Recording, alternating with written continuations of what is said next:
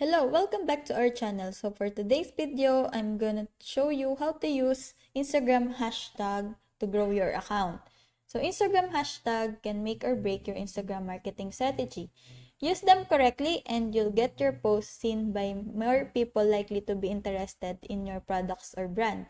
But choose the wrong and you can actually do damage from annoying potential followers to getting penalized by Instagram algorithm.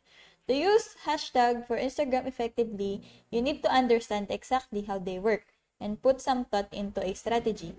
A hashtag is a combination of letters and numbers and or imagery preceded by the number symbol. For example, these ones. Hashtag are clickable.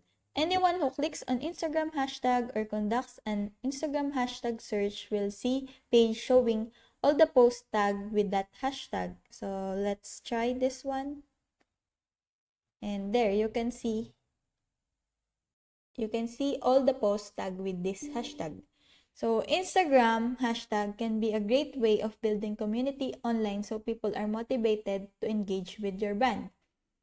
There are different hashtags. Some of these, for example, is the product or service hashtag. For example, let's try to search some products. For example, hashtag bag.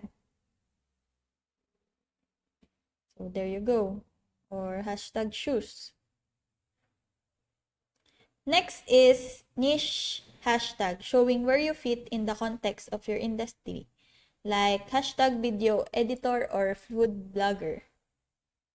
So let's try this hashtag food blogger.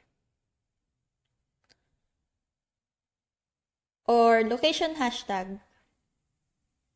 Let's try this one, location. To give you an example, I have here on my profile one of my posts. So for example, this one, it's a game, badminton game. And in the hashtag, I put hashtag badminton, then momshies, hashtag rest, and sports. So that's it. I hope that you learned something, and if you have questions or comments and suggestions, kindly leave it in the comment section below. If not, don't forget to subscribe and like.